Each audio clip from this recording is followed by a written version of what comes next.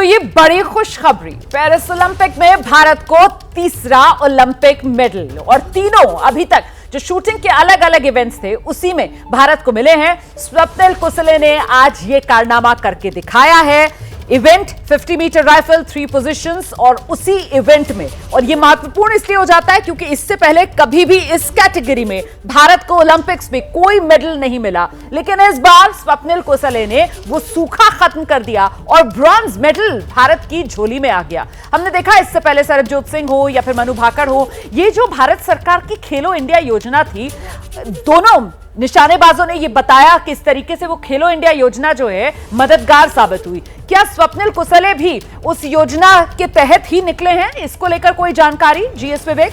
देखिए, मैं आपको ये बता सकता हूं कि स्वप्निल कुसले जो हैं वो रेलवे में टीटी का काम करते हैं। तो पहले एक टीटी तो हम सब जानते हैं, पूरी इंडिया जानती है कि वो कौन सी टीटी हैं जिन्होंने देश का नाम ऊंचा किया है, MS धोनी। उसके बाद एक और यहाँ पर रेलवे के टीटी हैं जिन्होंने यहाँ पर इंडिया का नाम काफ़ी रोशन किया है ओलंपिक्स में। स्वप्निल कुसले जो हैं वो भी रेलवेज़ में एक टीटी का काम करते हैं और फिर वहाँ से जो है वो पहला ओलंपिक्स खेलने आए और एक महाराष्ट्र के छोटे से गांव से वो आते हैं। वहाँ से उन्होंने जो है, और जिस तरीके की आप बात कर रहे हैं यहाँ पर खेलो इंडिया से ज़्यादा टॉप्स का जो स्कीम है उसकी भी यहाँ पर आपको काफ़ी तारीफ करनी पड़ेगी। टारगेट ओलंपिक पोडियम स्कीम जो है, जहाँ पर जिसके तहत उन्हें लगातार फॉरेन एक्सपोजर मिलता रहा, उन्हें ट्रेनिंग मिलती रही, जिसकी वजह से वो जो नर्व्स की बात आती है, जब भी आप ओलंपिक्स खेलते हैं, एक बड़ा इवेंट खेलते हैं, तब जो है आप बहुत ज़्यादा ना हो, क्योंकि ये जो स्पोर्ट है इसमें नर्व्स की बहुत ज़्यादा जो है यहाँ पर इंपॉर्टेंस रहती है, क्योंकि इसको मैराथन कहा जाता है शूटिंग का, क्योंकि आपको जो है काफ़ी सबसे लंबा इवेंट होता है और आपको 3 अलग अलग कैटेगरी होते हैं,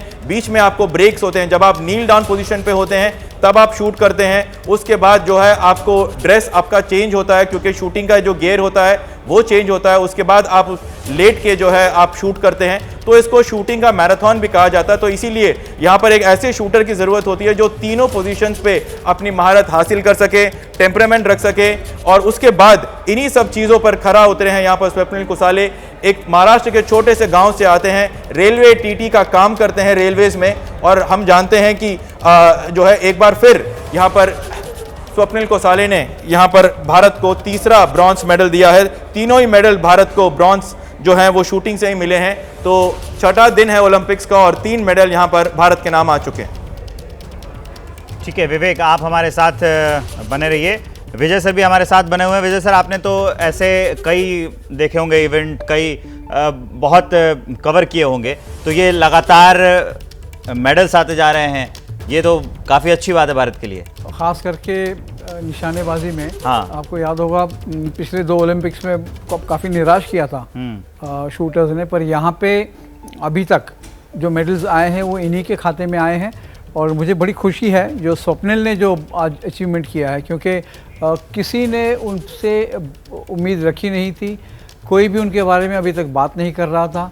एकदम ऐसा लग रहा है कि ये कहीं से ऊपर से टपक गए भारत को मेडल जिताने के लिए, लेकिन उनकी बहुत तैयारी रही है। जैसे अभी विवेक ने बताया कि उनका जो बैकग्राउंड है किसान परिवार से हैं, और जो उनका भेजा गया था पुणे में, उनके पिताजी ने उनको भेजा कि चलो खेलो जाके, एक महाराष्ट्र का प्रबोधिनी एक प्रोग्राम होता है जिसमें वो जो हेल्प करते हैं खिलाड़ियों को, तो वहाँ जाके उन्होंने देखा कि शूटिंग में उनकी रुचि बन गई है। उन्होंने शूटिंग शुरू किया और फिर बाद में ऑफ कोर्स उनकी किस्मत है कि उनको टॉप स्कीम में शामिल किया गया, जो भारत का एक खिलाड़ियों को प्रोत्साहन देने का कार्यक्रम है, जिसमें उनको अच्छे अच्छे इवेंट्स में भेजा जाता है, और ये अपनी दम पे आए हैं। कोटा प्लेस जीता इन्होंने और टीम में जगह बनाई और इतिहास रचा है, क्योंकि जैसे अभी विवेक ने बताया कि इस कैटेगरी में पहली बार भारत को कोई पदक मिला है। तो इस कैटेगरी में पहली बार भारत को पदक मिला है।